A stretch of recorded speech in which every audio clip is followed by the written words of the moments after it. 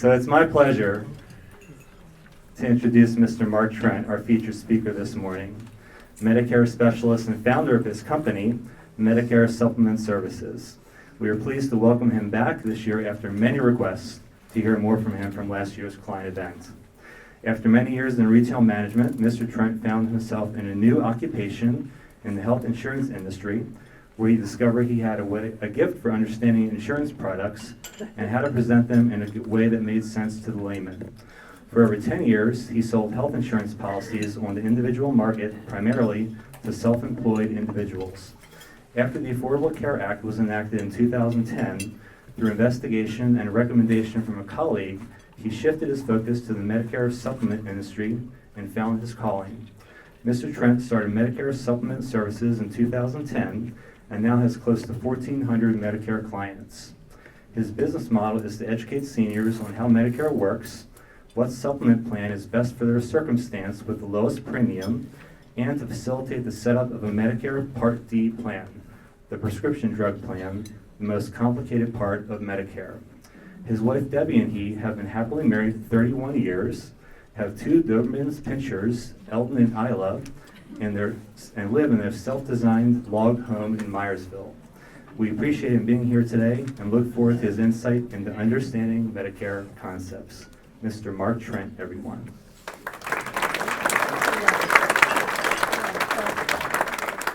Good morning.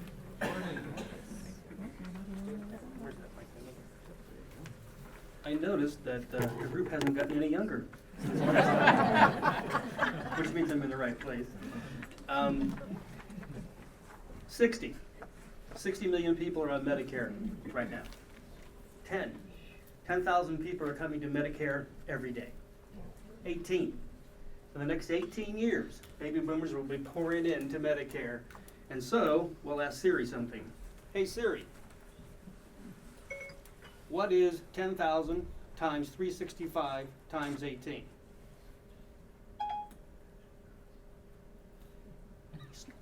10,000 times 365 times 18 is 65,700,000.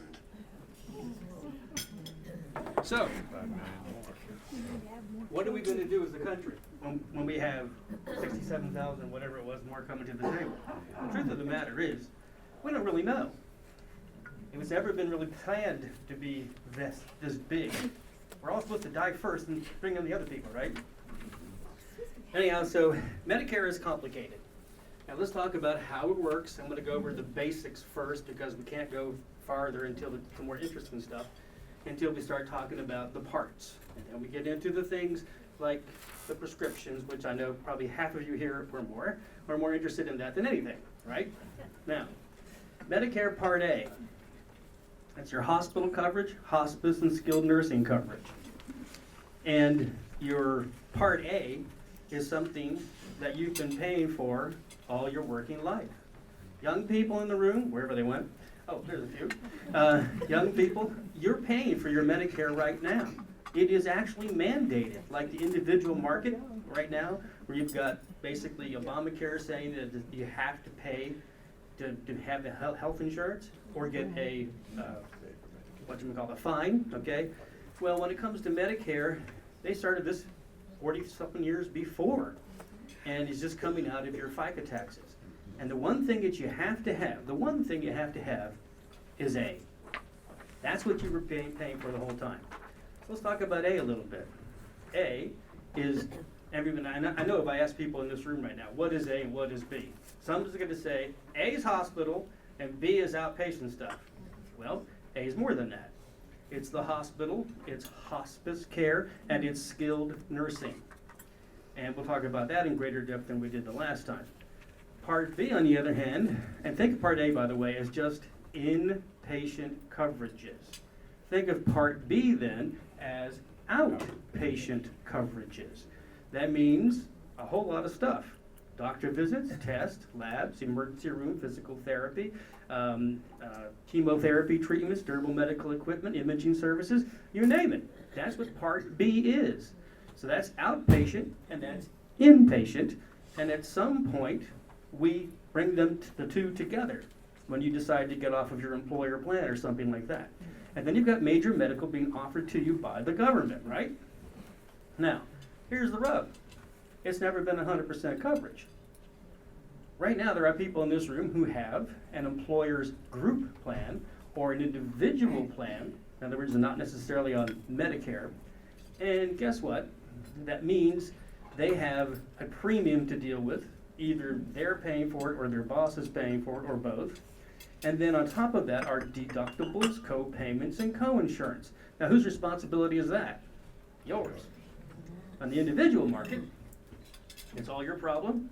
On the employer's group market, it's all your problem. But only on the senior market can you eliminate the out-of-pocket, either entirely or some. It just depends on what kind of a plan you want to have. Now, let's find out though first, what is that exposure? What's the financial exposure, those deductibles and co-payments and co-insurance? This year, and this was different from last year, this year our deductible is $1,340 for a hospital stay. But that is not per year. That is per 60-day period. In other words, if you're in the hospital more than one time, with a separation of more than 60 days, and you do not have a supplement plan, you are quite capable of ending up to having paid $1,340 more than one time. If you're in the hospital up to 60 days, on the 61st day, they start charging you $335 a day. And if you're really bad off, and you haven't died in the hospital by this time, and you get to the 90th day, on the 91st day, they start charging $670 more per day. Kind of adds up, doesn't it? And those are what's called gaps. And that's why the government in 1965 created Medigap plans. A Medicare supplement and a Medigap plan are the same thing. It's a secondary policy you purchase to fill the gaps. And these are the plans. The confusing part is, of course, what are we talking about here? They are lettered. Like the two parts are A and B, but the plans are also A through N, right? Now, about Part B, there's more deductibles. You have a $183 deductible, one time in a year. And then the bad part is it's an 80-20 plan. That means if you do not have a supplemental plan to fill some of those gaps, if you have to pay 20% of all those outpatient services I mentioned, like your blood test or maybe a chemotherapy treatment or any of that kind of stuff, you're going to go broke. Because what do the doctors do all the time? Test after test after test, right? And so your 20% there, and unfortunately, is to infinity. There is no maximum out of pocket. It just keeps going and going and going. And then the last thing is something called excess charge. That's where some doctors will charge beyond what Medicare is giving them. In other words, they'll take assignment and then want more, up to 15%. Not all doctors do that, but some of them do. And then it's more prevalent in the more urban areas. So this is the financial exposure that's built into Medicare. That's the gaps, all right? And so the government, very cleverly, came up with these supplemental plans, lettered them to confuse you, and there's 11 different plans. Now, I don't know how many people are on Medicare in this room, but there's a bunch. And I wouldn't be surprised if about 50% of you probably have Plan F. F'ers? Okay, now, F. F is the Cadillac of plans. What does it do? It pays for this and this and this and this and this and this. You literally have no out-of-pocket. Everybody likes Plan F.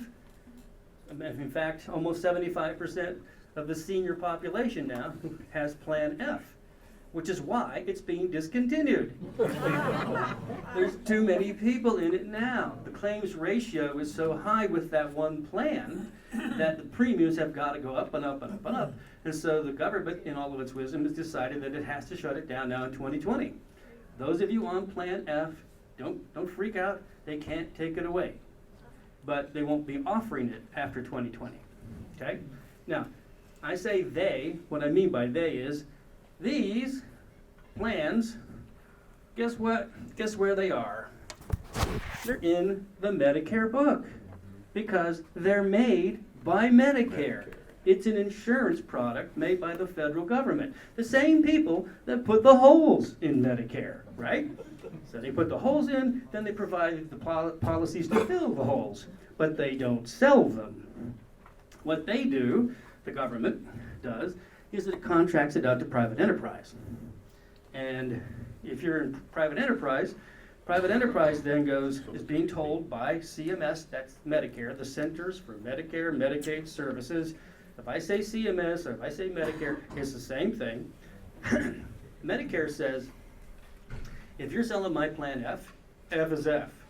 No matter who's selling it, it's exactly the same coverage. Even the customer service has to be the same. But we don't regulate how much you sell it for. You can sell it for whatever you think you can get out of the market. And there can be vast differences in premium for exactly the same coverage. To wit, I will show you this then.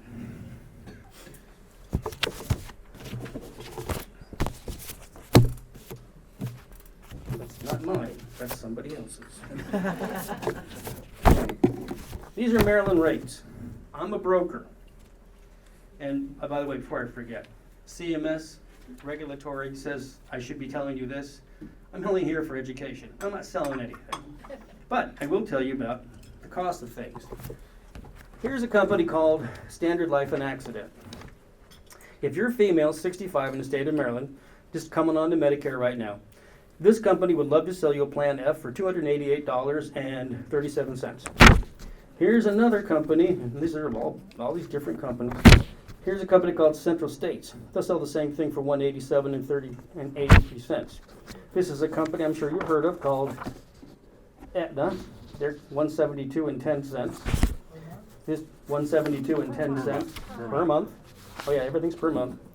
This is Mutual of Omaha, $171.88. This is Careless, First, $163.91. Sorry, I just stuttered there. Western Catholic Union, $163.37. And actually, the least expensive, I even know what it is before I get there, is a company called Private Financial. They're $151.10. You just saw it go from $288 down to $151 for exactly the same coverage. Now, why do people buy something like Plan F from companies like Standard Life? Because there's always an Aunt Marge in your life who says, I had the best time when they took out my appendectomy and I paid nothing and I only paid $288 a month for my plan through Standard Life. Aunt Marge doesn't know she's getting hosed because she could have had the same exact plan through another company for $151. And I guarantee you that half the people in this room right now who have got their Medicare plan probably got it from AARP because Aunt Marge says that's the best one. She's wrong. They're not any better or worse than anybody else. Enough is enough. That's all there is to it. Now, why are there 11 plans? Budget. A plan like, say, Plan A, not Part A, Plan A, okay? It doesn't cover certain things. It doesn't cover skilled nursing at all, which is a bad idea. And when you look at something like Plan A, you wouldn't have to pay. You'd have to pay the $1,340 the first time, but it would pick it up a second or a third time, and it would pay for the $335 and the $670. Plan A would not pay for the $183. Plan A would not pay for the excess charge. In other words, if you want to achieve a lower monthly premium and you're okay with paying more out of pocket, that's up to you. Or if you're pretty well off and you want something like the Plan F plus is identical to F, except it's the least expensive plan because it's the high deductible version of F. It doesn't do anything for the first $2,240. That's your problem every year. So, and people, I saw those two typically have a whole bunch of money laying around at $22.40 sign of a golf game, like so what? It's not a big deal to them. Everybody's different. That's why there's so much variety. And yes, it's confusing in terms of the pricing until you talk to someone like a broker. Brokers, by the way, don't charge for their services. We get paid by the insurance carriers. So it doesn't matter to us. The idea is just to find the plan somebody wants at the lowest price. That's all that matters.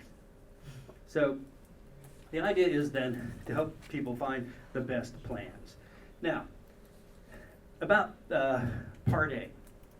There's more to that than people realize, and it's something that actually kind of dovetails with the conversation here before about the mulch and the post and that kind of stuff, about long-term care. Hopefully, you people have gotten yourselves some sort of a plan about what to do when you no longer can take care of yourself. But let me tell you what Medicare provides. All right. This is a breakdown of coverage. This is the sort of thing you probably all got in your certificate of coverage when you bought your first Medigap plan, and you probably never looked at it. But it says here under skilled nursing, the government will pay for the first 20 days. Now, I'll give you a perfect example of this. My mother, she's used everything. My mother was in a nursing home scenario where she had her own private cottage, and for 15 years she lived there. She paid, she bought into the place. And then one day she goes out to her little tiny garden and she slips on something and falls and she cracks her arm. Then nearby neighbors saw this and they put her up then into the regular nursing home now with the full coverage for 24/7. Well, she's in there for 12 days. So because she was in there for 12 days, it was entirely paid for then by Medicare. Normally the place costs $324 a day. Okay? Now, so what happens then from the 21st day through the 100th day? The government says it will pay all but $167.50 a day. If you've got a plan F, it will pay the $167.50, and you end up paying nothing. After 101 days, guess what happens? It's all on you. You got to have a plan, folks. Remember, Medicare will take care of you for your health issues, but it's not long-term care. I mean, if you're in a nursing home, how do you pay for it? I mean, this is for them, because in my mom's case, when she fell that one time, that meant she had some restriction on her activities of daily living. Like if you can't feed yourself, or if you can't toilet yourself, or if you can't take a shower by yourself. That's where these things called activities of daily living, if you have 3 or more of these things, then that's when you end up in something like a nursing home. All right? And the nursing home then is got a charge. So I often ask my clients when I'm sitting with somebody, I say, well, have you got a plan? Do you have long-term care? Now, my mother had long-term care. My brother and I helped her get set up on a long-term care plan, but it was 25 to 30 years before she needed it, and it was set up for $110 a day. But who knew by the time she was in the nursing home, it was $324 by that time. So in order to pay for it, we had to use the $110 a day, plus we then had to do what's called a spend down, which is to say you got to become poor. This booklet over here, I said CMS, the Centers for Medicare / Medicaid Services. Medicaid is for the poor, and that's where then Medicaid kicked in, because we had gotten to the point where mom had no money anymore. All right? So here's the whole point. If you want to protect your assets for somebody else because you're the one that's in the nursing home, then you might want to consider getting something like a long-term care plan that was better than my mom's. But it is, there's no question, it is expensive. Your typical long-term care plan is like $3,000 to $5,000 a year. But when it's necessary, when you need it, it's really nice to have it. Especially if you want to have somebody else in your life continue to have all the assets. Otherwise, they're going to drain those assets for you in the nursing home. Now, an interesting thing happened the other day. Our majority leader, you probably have heard that our budget has ballooned up to $779 billion or something like that in our deficit. And then a couple of days later, Mitch McConnell says, well, we're going to have to make cuts to Medicare, Medicaid, and Social Security. I can tell you right now that more of the Medicaid that he's talking about has to do with seniors than it has to do with people who are strapped for money and need to have some sort of health care. It's because of all of us people in the senior homes, meaning the nursing homes, costing a fortune. This country really can't afford. So, on that sober note, we'll move on from that part. It's expensive. It all is. It's all very expensive. It's like we never planned for this. which is ridiculous. But anyhow, now, Part B, outpatient services. It's not free, is it? Most of the people in this room right now may be paying $134 a month for Part B. But you might not know, there's a whole lot more than that. If you are a higher income earner. Okay, for all you high rollers in here, if you're married, in other words, if you're filing jointly on your taxes, if you're showing a modified adjusted gross income of less than $170,000, then the government would charge you $134 a month, okay? And by the way, let's first find out what IRMA is. That's not a lady. Ever since 2006, Medicare is paid for through means testing. I forgot my damn glasses. Sorry about that. The Medicare Modernization Act has required that certain high-income individuals or couples pay an income-related monthly adjustment amount, that's IRMA, as a surcharge, we'll call that a tax, on their Medicare Part B and Part D premiums. High income is defined as modified adjusted gross income, MAGI. In short, MAGI is your adjusted gross income on the bottom of the first page of your tax return plus any tax-exempt interest. Okay? Now, the charts changed this year as to what it was last year. If you're then above 170 to 214, then you will not only have to pay the 134, but add $53.50 on top of that. That's the tax. From 214 to 267, add $133.90 on top of the 134. 267 to 320, $214.30 on top of the 134. And if you're a real high roller, they zoom it up to 750 grand. If you're making that kind of money, then you can afford to pay $294.60 more on top of the 134. And above 750 grand, $321.40 plus the 134. So, it depends on, and here's another cool thing. They do a 2-year look back. Meaning if you're doing it this year, you're looking back at 2016.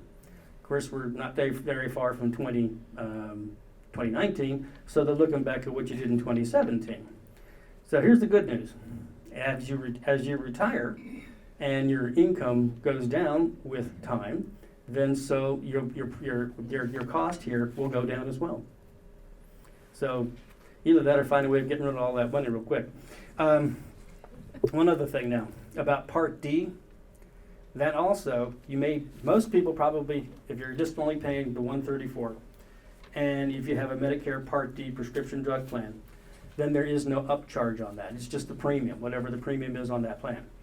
But if you are up in those other regions, it can go up to $13 more, $33.60 more, $54.20 more, $74.80 more, or if you're that top guy, $97.10 on top of his $14 plan.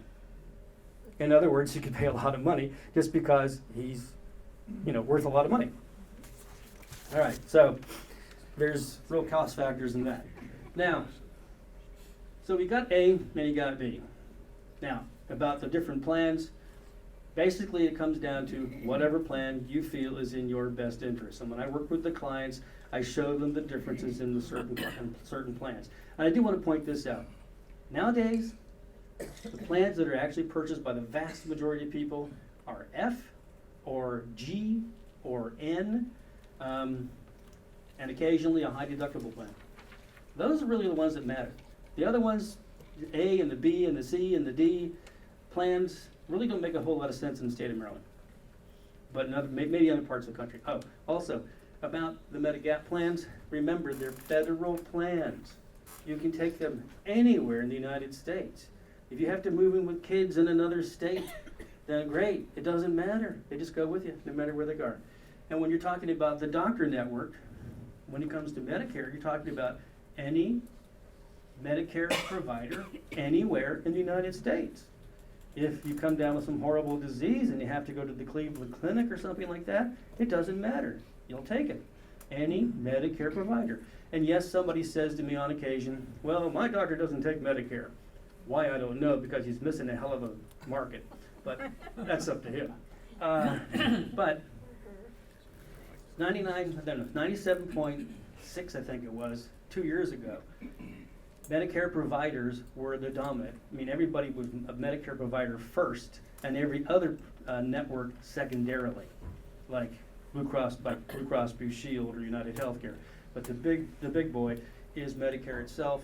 And when you think about Blue Cross Blue Shield, while it is predominant in our area and it's all over the country as well, it is a pimple on the fanny of an elephant compared to Medicare. It's way, way bigger. So keep that in mind.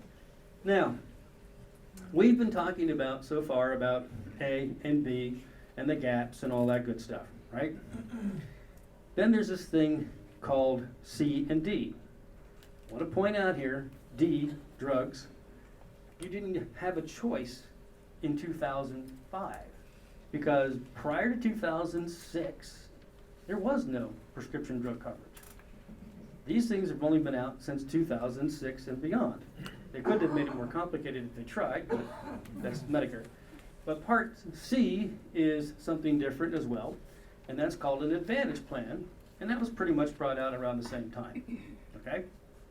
Now, Advantage Plans, let me mention those. Some of you may very well be on an Advantage Plan right now. They are pushed by the government. In fact, this book here, you all get, probably 50% of this book is about the Advantage Plans. That's because the Advantage Plans were developed by the government as a way of keeping the cost down to the government and putting more of the responsibility on your shoulders. Because as you may notice, as a country, we have a little bit of a debt problem. And this was part of the way to keep the cost down.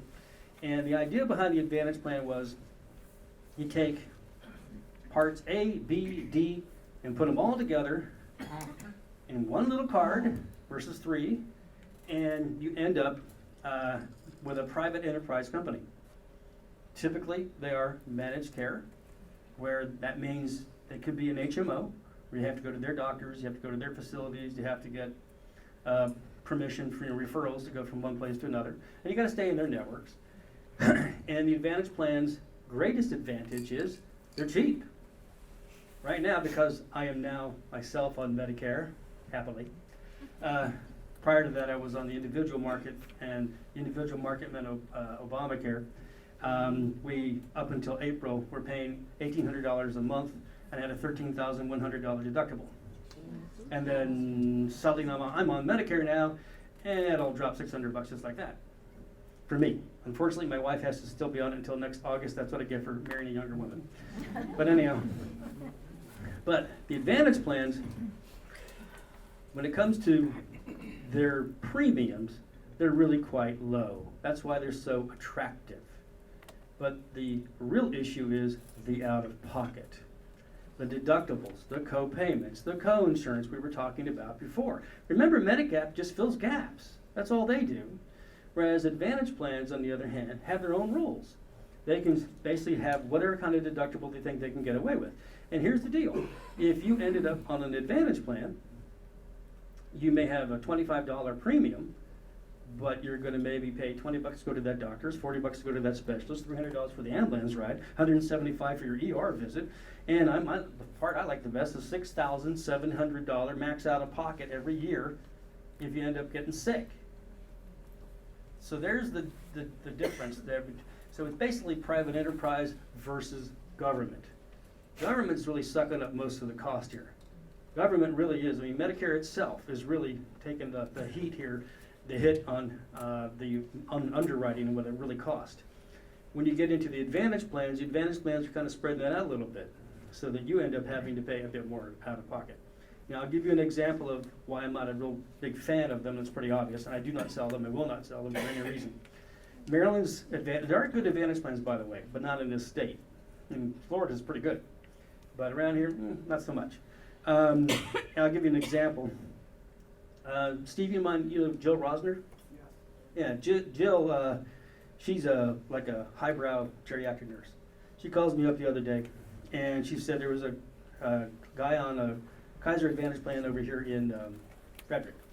And the guy had slipped on something and fallen down and he cracked his hip. And they ended up taking him over to Frederick Memorial Hospital. And then they of course showed the Kaiser card, and Frederick Memorial Hospital goes, oh, he can't get coverage here because Kaiser won't allow it. You have to take him to only one place in the area, which is suburban. So they had to tote him down there before he could get any kind of coverage. And then after all of that, now he's fixed, and now he's back in his apartment. They won't allow, Kaiser will not allow any kind of in-home PT care, physical therapy care. So he has to go across town to go to his physical therapist. In other words, it's a whole lot less convenient. Now I'll also give you one last story here, because I don't want to continue to bash Advantage plans, but I've seen too many things. But I had this one guy call me up, and I'll just mention this. He was in Pennsylvania, calls me up on like a Memorial Day, a holiday. He says, can you get me on a plan like my neighbor? His next door neighbor is my client. His next door neighbor, a robust, healthy man, until he had his chest pain. It's a very interesting thing, by the way. It seems like every time somebody becomes 65, they start falling apart, and they blame me. But this gentleman ended up having a chest pain that turned into a quadruple bypass. $100,000, and his only out of pocket, because he had a plan G, his only out of pocket was $183 once in a year. So we'll call him Mr. Jones. But Mr. Smith is his next door neighbor, who thought he was really smart getting the Geisinger Advantage plan, and he has no premium. Zip, zero, nada. That sounds pretty cool, doesn't it? Have you ever known anything that's free to be great? Ever? Anyhow, so he starts getting some pains in his legs, and he goes to get a test done, and then he gets a bill back for $1,500. Finds out it's just not covered by his Advantage plan. And then his doctor wants him to get another kind of test. Turns out that he called up about that one, and he found out that's going to cost him $2,400 because that's not covered by it either. So the moral of the story is cheap isn't always better. And then he wanted me to get him to go on a Medigap plan. There's a little problem with that. Let me kind of explain something. For everybody in here on a Medigap plan, including myself, your first 6 months on Medicare are critical. You have a personal open enrollment, meaning carte blanche. You can do anything you want. You can go and change your plan to another company to try to get a better premium, or to a different plan altogether, whatever you want to do in the first 6 months. But after the first 6 months, guess what? You're medically underwritten. It's always been this way. That means if this gentleman wanted to get a Medigap plan now, two things. Number one, the Advantage plan would not let him go, period, until the end of the year. Period. That's it. That's the way it is.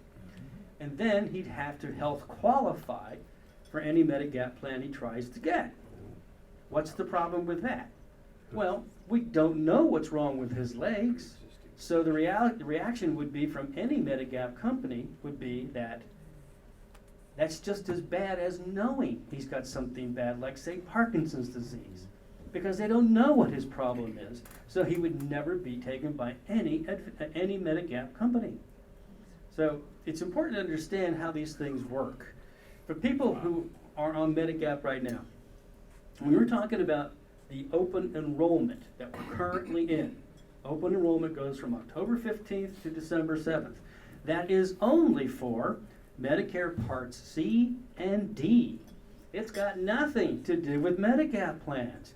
You can change a Medigap plan any time of the year if you health qualify.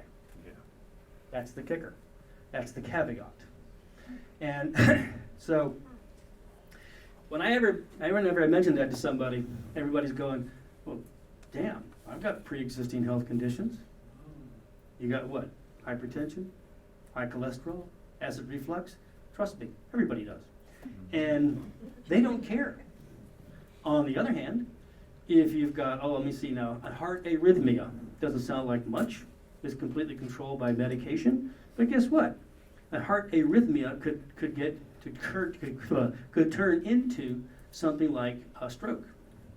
So every Medigap company out there would say, thanks, but no thanks, because that could cost us a lot of money. So that's how the whole system has always worked. So when you get on a Medigap company plan, first of all, make a good, wise decision about whatever plan you're getting. You don't have to worry about the company itself, because the company, there's no Medicare supplement Medigap company has ever gone out of business. Hear that, guys? It's not a financial thing, it's because the government would step in and take over. Yes, sir. Speaking about that, do you have any comments about the benefits for state of Maryland retirees? Because things Yeah. have been happening with the prescription. And So what would I've- happen? So I've heard. What would Yeah. happen if Maryland decided not to offer the Medigap plan? Just like Oh, they're no. dropping their. That's not gonna happen because it's a federal plan. Okay. So that's not gonna happen there. But you're talking about, you're in the state of Maryland right now, and the state of Maryland basically sent you a love note that says, oh, by the way, you're not gonna have prescription drug coverage anymore. And the only way you can get that is during the open enrollment, which is right now.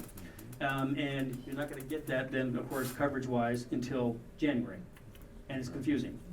Well, Well, they halted it. They halted it now. yeah, There's a lawsuit. there was a lawsuit, and the latest information I got is under the law, the judge ruled that they have to offer the same plan through 2019 at the same premium.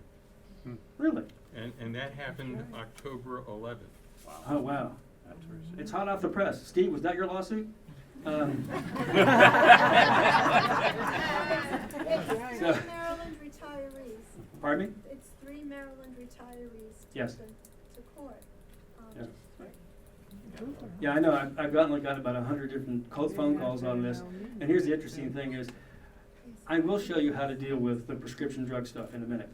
But I don't sell prescription drug plans. There's a reason why I don't sell prescription drug plans, and why those folks that are on Medicare and Medigap right now, and they have a separate Part D prescription drug plans. This is what you should not do. Don't buy one from an agent. Why don't you buy it from an agent? I'm an agent, right? Because if I was appointed to some company, say maybe SilverScript, and SilverScript is paying me a commission, I might want to feel like selling for them, right? But it doesn't mean that SilverScript has got a good buy into the medications you happen to take. So I'm serving me and I'm not serving you. The only ethical way to find out what's the best plan for an individual is to use the database Medicare.gov, which is where we're going to go in a minute. And I'm going to show you some striking things that you should do. Now, for those people that are not really good with computers and stuff, there's another way. If you can use a telephone, you can find out what's the best prescription drug plan. If you have a Medicare card and you know who you are, you flip it over, look at the back of it, there's a telephone number for Medicare. Simply call up Medicare, CMS, and tell them exactly the medications you're taking, and I mean exactly what's the milligram, what if it's a tab or if it's a pill, what's the dosage you're really taking, all that sort of thing. And guess what they're going to do? They're going to put it into the same database, Medicare.gov. They'll then set it up for you. So starting January 1, you'd have your new plan. And so, well, okay, let's get into more about Part D now anyhow. 'Cause- yeah. I'm a little bit confused. Where does TRICARE for Life, is that a Medigap? Oh, no, that's No, military. no. And TRICARE for Life is great. That's the Got best it? plan you can get. Uh-uh. Just the Medicare and TRICARE for Life is enough? Is it? Oh, that's it, I don't that's know, all you I'm need. asking you. No, you're done, that's it. That's it? Yeah, you're done. You got a good deal. That's the best deal. Yep. So there are, yeah, there's other coverages out there other than just, I mean, TRICARE for Life for one thing. In fact, many of the school system type plans might be pretty good too, because it's paid for by the county taxes and that sort of thing. And you may have a retirement plan, because you worked there for 35 years. So some of those are great. You don't have to do anything.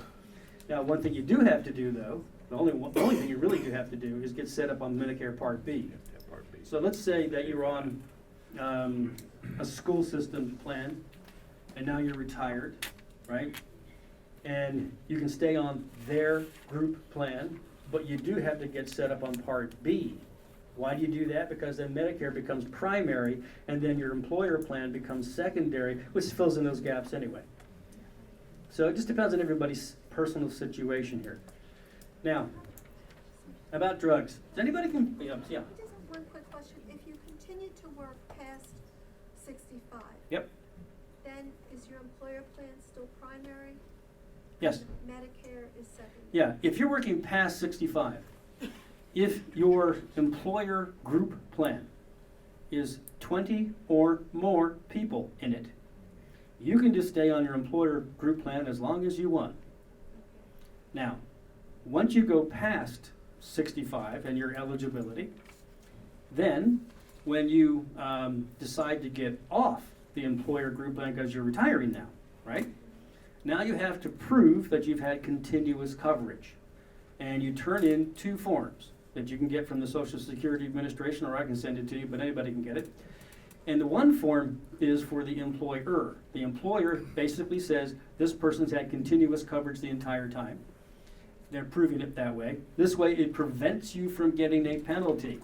That's what I was And then Part B is what you fill out the application for. I want to get started on Part B at the beginning of some month. Both those forms then get turned into the Social Security Administration office, make sure they stamp it, and then you'll get a new Medicare card that has Medicare Parts A and B on it. Okay? So not everybody needs to start Medicare right at 65 because they continue to work. Now, the one thing you could do, even if you're continuing to work until you're 70 years old or whatever, is get at least Medicare Part A. Part A, remember that? Part A, you've paid for all your working life, so when you get to 65, guess what? It doesn't cost you anything anymore.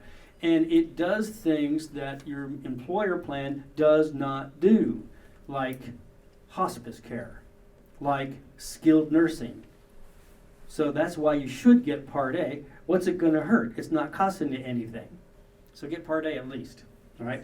And then later on.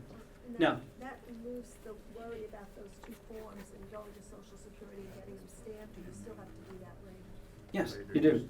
It's nothing to it. You just got to prove that you've had continuous coverage. Let me tell you an example of how silly people can sometimes be. I knew this guy in Hagerstown one time. I met him. He was 70 years old, and he had no health insurance through an employer. He'd retired a long time ago, and he had nothing but Part A. Period. That's it. That's all he had. The guy had a full head of hair. It killed me, and he still smokes. But anyhow, he just said, I just never go to the doctors. I said, well, when's the last time you went to the doctor? 35 years ago. Okay, so you think you're in perfect health, right? But anyhow, so I said, well, now if you're going to get Part B, because you can't get a Medigap policy without B and A being connected. And I said, you're going to have to turn in those forms there to Social Security. And I said, you're going to get a hell of a penalty. The penalty is going to be 10% for each year that he didn't have any coverage. Which means then instead of, say, $134, he's going to be paying 50% more for life. You know, it's up to you. You want to be, nuts. But I don't know whatever happened to that guy because he didn't do anything after that. But it's not a good idea. All right, now, I'm assuming everybody here wants to find out about the drug program, right? Yeah, everybody's nodding their head, right. All right, so I haven't seen anybody fall over in their seat just yet, so that's probably pretty good. Hope I'm trying not to be boring here. So I thought I'd do something as an intermission thing. A friend of mine sent this to me yesterday. It's a joke. And no, this is not there's nothing blue about this joke, but I thought this would be to wake you up kind of joke. A little boy goes to his father and asks, Daddy, how was I born? The father answers, well, son, I guess one day you need to find out anyway. Your mom and I first got together in a chat room on Yahoo. Then I set up a date via email with your mom, and we met at the cyber cafe. We sneaked into a secluded room and Googled each other. There, your mother agreed to a download from my hard drive. As soon as I was ready to upload, we discovered that neither one of us had used a firewall. And since it was too late to hit the delete button, 9 months later, a pop-up appeared that said, "You got mail." Okay, you're woken up now. Okay. All right. Jeff, I gotta get online here now. However this thing works. The only thing we need to do is, yeah. Get that over there. Oh, that's okay. Right there. And this mouse works.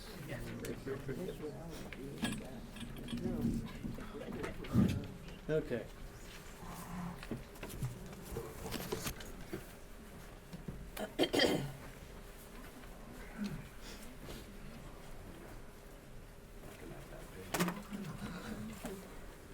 I hope you don't mind, but it's getting just a little warm up here.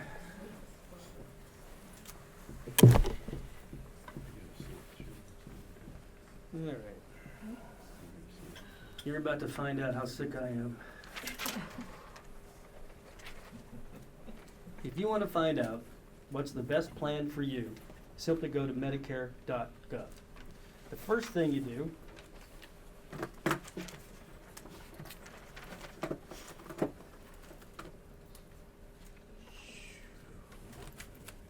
find health and drug plans, and what that is a reference to. Why isn't this thing working? Thank you. Find health and drug plans. Now, this new window that wasn't there until like the 3rd of October wants you to put in some specific information first now that we never had to do in the past. But I'm going to put in my zip code.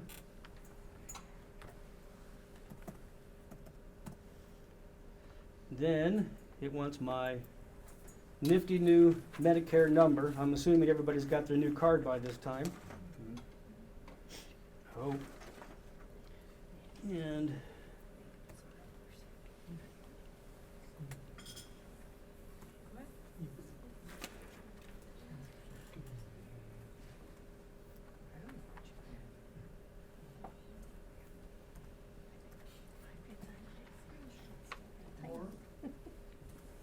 yeah.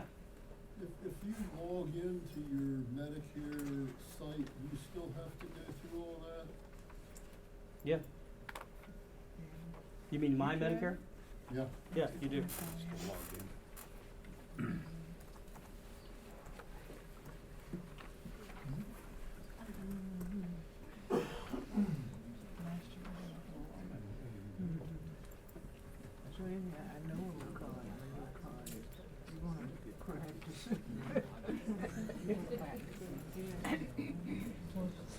Give me your card and make a list of all your prescriptions. Just by name, and give me the name and the amount. Yeah, I was gonna say dosage. Dosages too. Okay. And that way it'll tell you which one. Okay, if you're watching closely, you now know my age. If I give you Must be 65 or something. 20 milligrams, just give you. Ah. It'll go on the Good. next week. Now you know how much drugs I'm on. 3 out of 4 of those drugs is for one thing, hypertension. I don't know why I have a high blood pressure, but I apparently do. Now, Just prescription. so what you do is you enter into the database exactly the medications you're taking. And you have to be very specific about the name. If it is a brand name, you put in a brand name. But if you're really taking a generic medication, if there is a generic available, it's going to tell you there's a generic available. And if you happen to take that, then that's what you put in. All right? Now, everything I'm taking is already a generic med. All right? And I put in there that I take it, get 90-day supply because it can be cheaper. Simple as that. And if I want to change anything, no problem. I can change it right there. And I want to put something else in, let's say. Now, you'll notice that it created for me automatically, there's no names involved in this, but it created automatically a drug list ID number. So, like the other day, I put in, I swear, almost 20 drugs for some lady. Once I did that and it was all in there, all I said to her was, all you need from this point on is that drug list ID number, and you don't have to type it all back in. And you'll notice that it has, when I did it, was 10-1. That is my password. So I can come do it in 3 months from now, and I can just put in that number and 10-1, and it'll all pop up. Now, I'm gonna go, now my drug list is complete.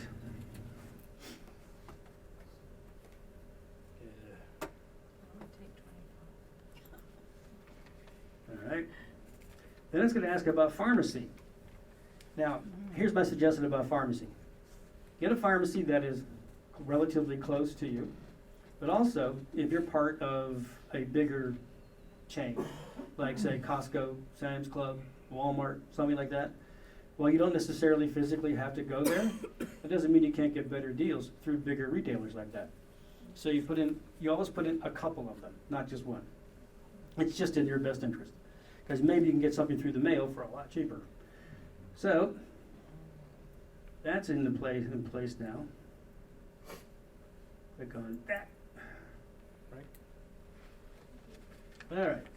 Now, this is referring to prescription drugs with original Medicare, not an Advantage plan, unless you're taking an Advantage plan, in which case then you can use that instead. So I'm using the original Medicare.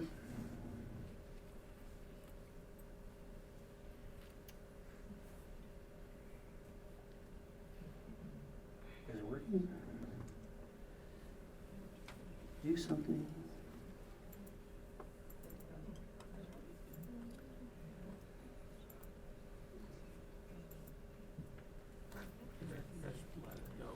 Doing Select the something. ones below. Select all and delete the other two. You gotta unselect the ones below. Oh, I see. It's so small on here I can barely see it. Alright, That's There why you you go. need. That's Now why you you got need it. glasses. now you got it. They're not covered. Yeah.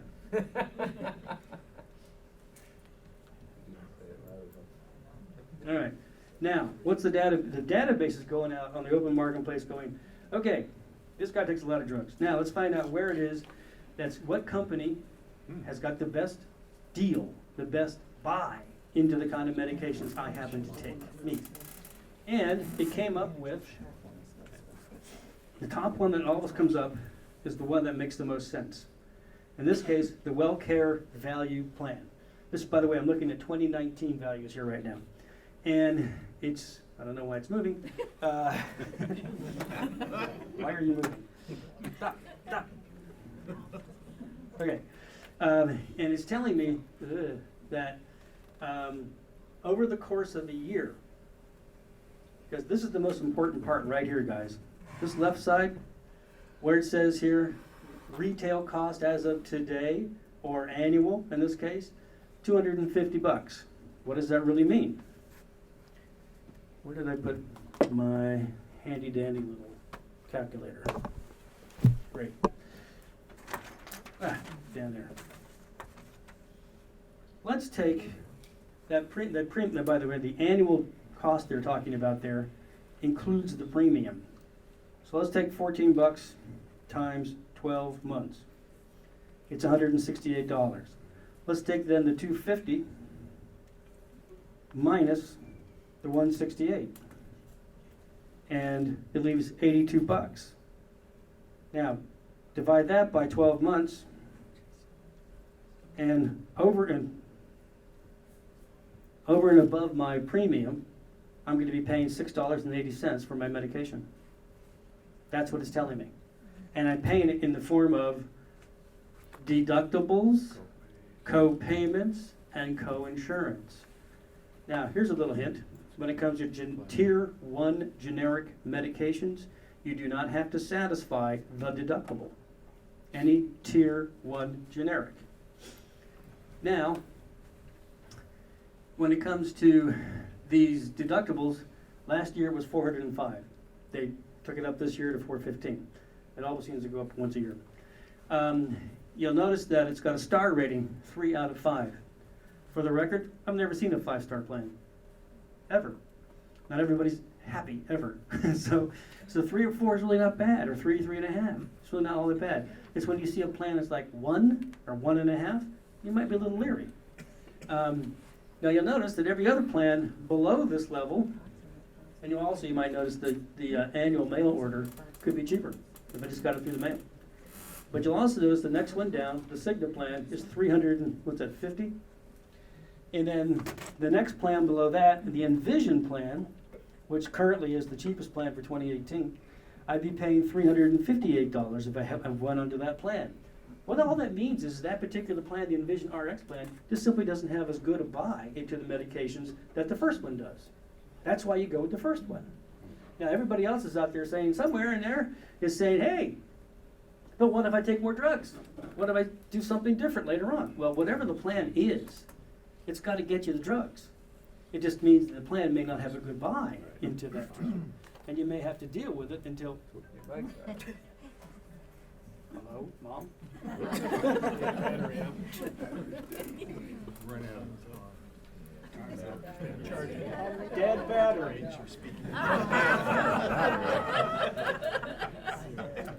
Okay, I got good lungs. Battery's dead. Roseanne, give me that survey back for Bon Secours. Testing. It's fried, baby. I can live without it. Got it out. Talk into that if you'd like. Hello, Mom. Oh, yeah, she's still there. Okay. All right. So the point is, when it comes to these plans, the ones that tend to float to the top tend to be the ones that make the most sense. All right. And why you should change your plan every year is because you can screw yourself royally by not doing that. Let me give you an example. Lady calls me up in the fall of 2015. She's taking a few medications, one of which is Premarin. And she's paying $70 a month for this Premarin on a silver script plan, and she's very happy with this plan. And she said, should I look at the new plans for 2016? And I said, yes, absolutely you should. She didn't do anything. She just let it go. Too busy with the grandkids, something like that. Anyhow, so when she ended up going to the next, in January of 2016, she's now going to the pharmacy to get her Premarin. And now the lady behind the counter goes, oh my gosh, that's $700. What happened? What happened was, SilverScript had a good deal on the medications in 2015. SilverScript didn't even buy into the medication in 2016. Had she simply looked into the database, then the database would have said, you don't want SilverScript. You got to go to the AARP plan or whatever plan's got the best deal. That's all that matters. So it's in your best interest to mess with this every year. It's the one thing, the Medigap plans, for instance, like I sell, they don't change. A G is a G or an F is an F. They'll do exactly what they're supposed to do. But in prescription drug plans, they do change. But you know what? It's also smart on the part of the government because human health changes. We change our medication, right? So we should be able to get a shot at this every year. And you just have to take advantage of it. If you don't take advantage of it, it's your own fault. Seriously. So look at this on a once-a-year basis. And again, you know they're advertising to you right now. They're screaming at you right now. You go watch television. They know what you watch on television. They know what you read. They know the radio stations you listen to. And you get bombarded. Don't ignore it. Just do it once and forget about it. All right, now, one thing about calling into, you can do this by, if you use telephone, you can simply call into CMS. You know, they can do it for you on the phone, all right? One really big hint about the Centers for Medicare and Medicaid Services, which is currently being bombarded by millions of people, right? Everybody thinks they're open 9 to 5. They're open 24/7. So instead of calling at 9 o'clock in the morning, call at 9 o'clock at night, and you'll only be in line with the people that I told about it. So, now, I'm going to make a change. I'm going to go back into this database now, and I'm going to add something. And let's see how this changes the equation and why this is a big deal to you. I'm going to go back to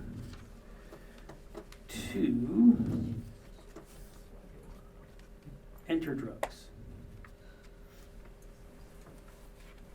Moving.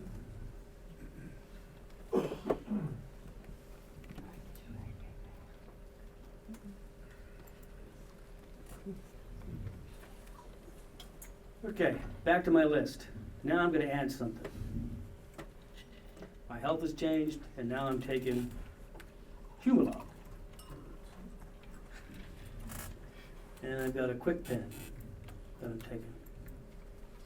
All right, and I'm gonna do the 3 milliliter pen set, 5 pens, and I'm gonna say that I do 3 of those in 3 months. I don't know if that's a lot or not, I have no idea. But in any event, click, damn it. Click, damn it. Thank you. All right, so now I've added just one thing to my list. Now, drug list is complete. Same pharmacy stuff.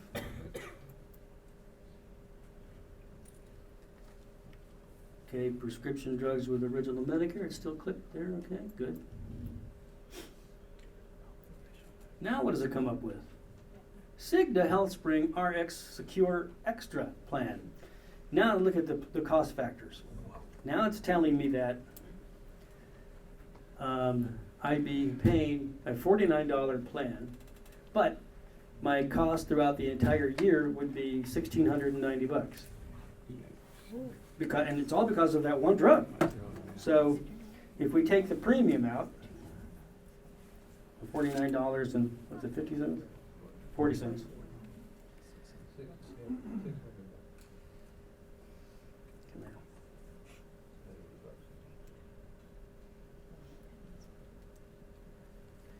That's $592.80. Let's just call it $593. I'm going to take that out of the $1,690.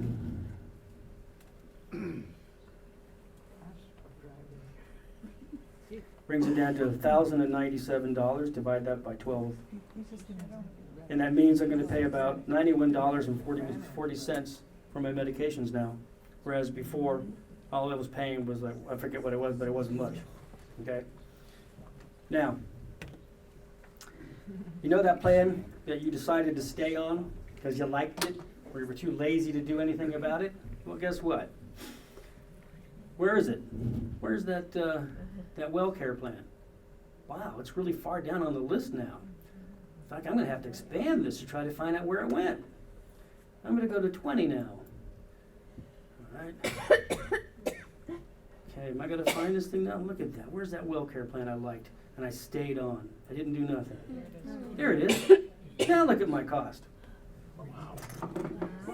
$7,889.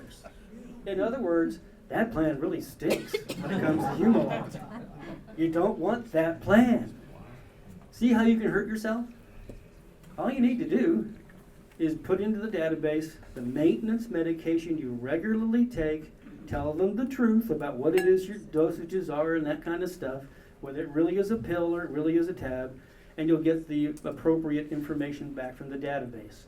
When it comes to the database, it's garbage in, get your garbage out, you know? Or if you just ignore it and just let it go one day, you can hurt yourself. So, A question. yeah. As we get older, sometimes our medications change. How often are you able to change your? Once a year. Once a year. During this open enrollment right now. You can do it all the way up through December 7th. After that, you're cooked. You can't do a thing.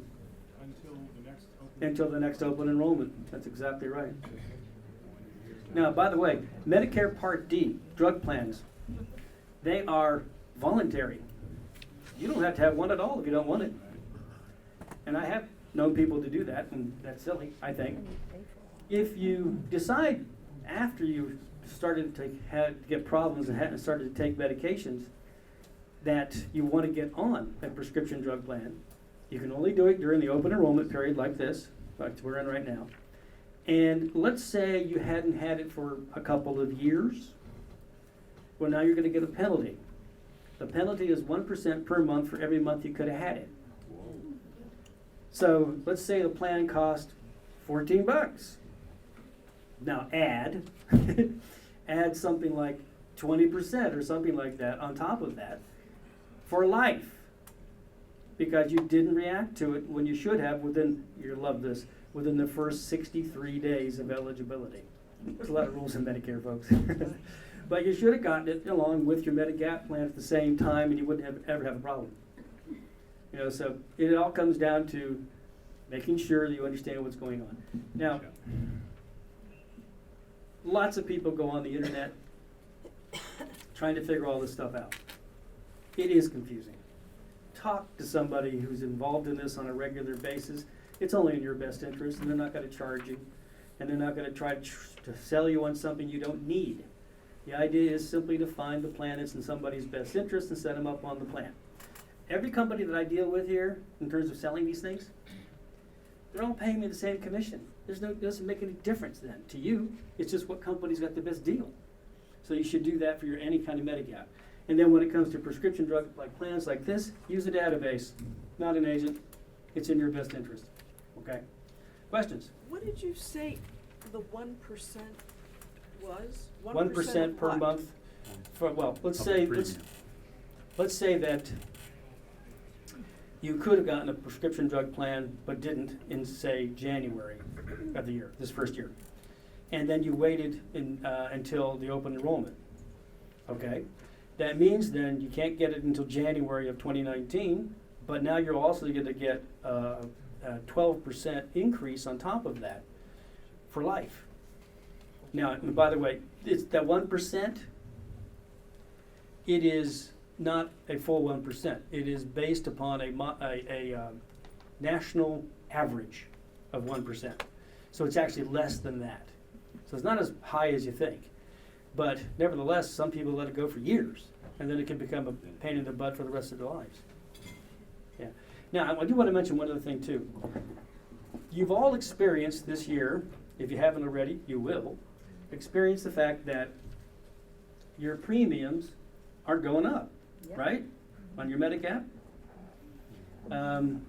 Jeff, can we get this thing to go back to whatever the hell it is, the escape? Presentation. Sure we can.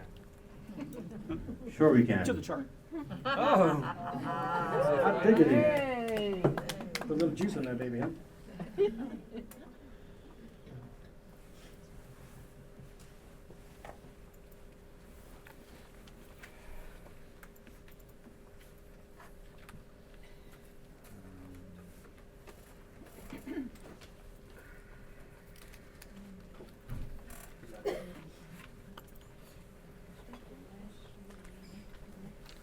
Does this thing still work on this?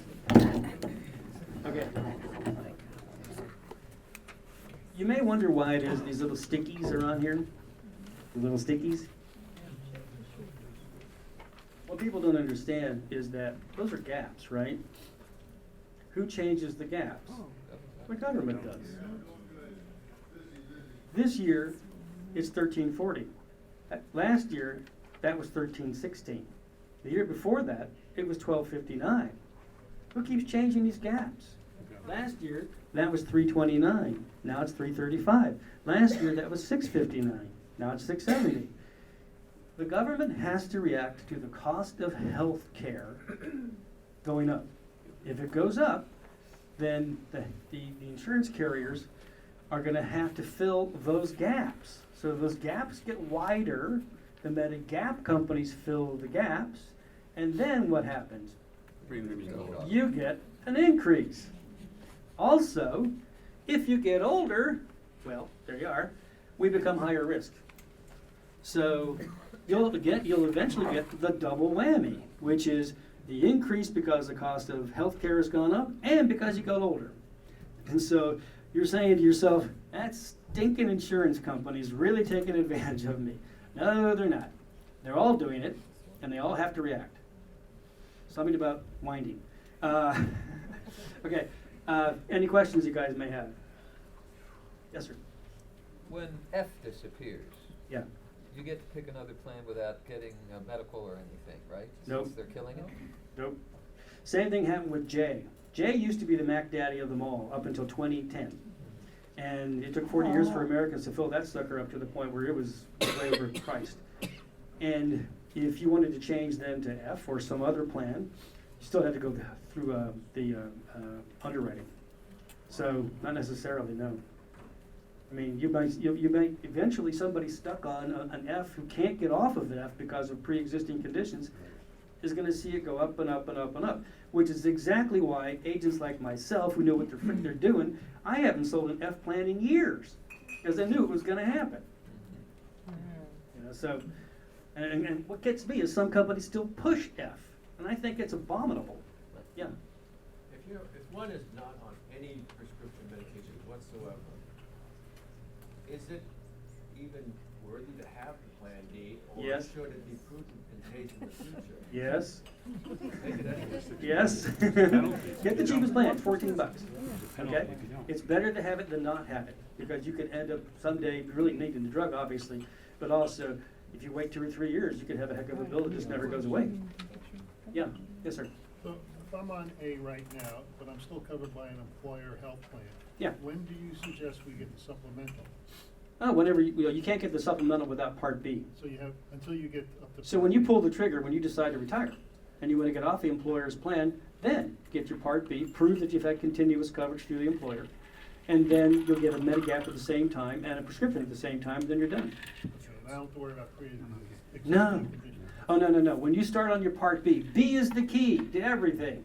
Once you start on that, you start your personal open enrollment that lasts for 6 months, and it doesn't matter what your health is. You could be in terrible shape, and it wouldn't matter. Okay, yeah. What would you suggest for somebody who has coverage under the federal employees' health benefits? Stay on it. It's a deal. He's on a federal employer plan. My mother was on one of those. And do you need to also have Medicare? No. Oh, no, you don't. That's right. If you haven't paid into the Social Security system for that all that time, you didn't have to, because you're always going to have a retirement plan through the government for free. Well, not for free, but yeah. No, you don't. No, you feds are different. Yes, sir. Which one? Oh. There are brochures at the table in the back and my card there too. There you go. All right, I think that's it, guys. I'm being kicked off the stage. See you. Good. Thank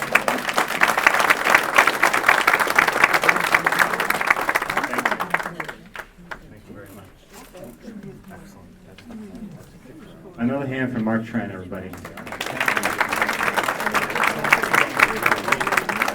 And please, Mark's cards and his brochure are over where everybody's picking them up right now. So please get his information and use him as a resource. We found him to be very helpful here at our firm over the past year. So we are going to surge forward here. We do have some door prizes. And also, as Roseanne reminded me, please fill out the survey that's in your folder. We do really value your comments. We read through every one of them. We talk about every one of them. Probably be about 10 o'clock tomorrow we're doing that. So please fill them out. We value your comments, and we take them into consideration for next year's events. Thank you. Jeff, you want to go down that end over there?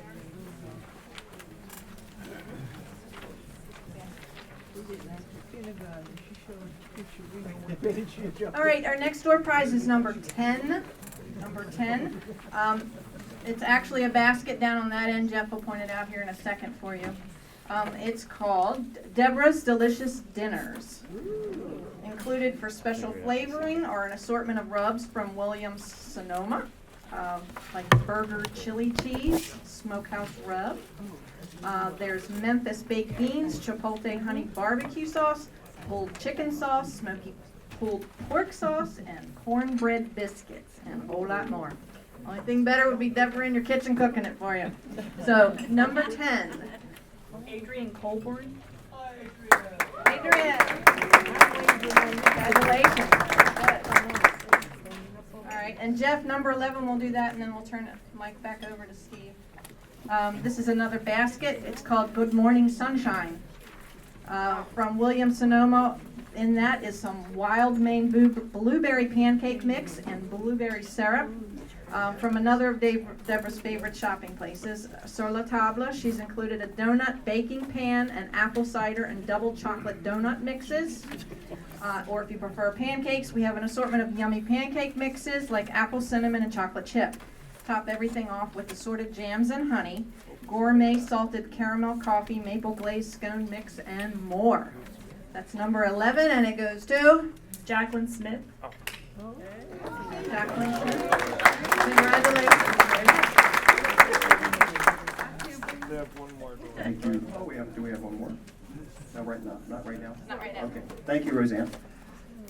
We have about 28 minutes left, and we're going to end on time. By the way, did you know Jeff trained with Bob Barker? All right, so I just want to thank you for your support in coming out today, because time is short. We're going to end on time. I also wanted to recognize two of the newest members of Elville and Associates, Michael Crow, otherwise known as Mickey. And Michael is in our Estate and Trust Administration Department. And Jane Rossheim is here. Jane is a paralegal in special needs, and she's quite talented. Thank you for coming out.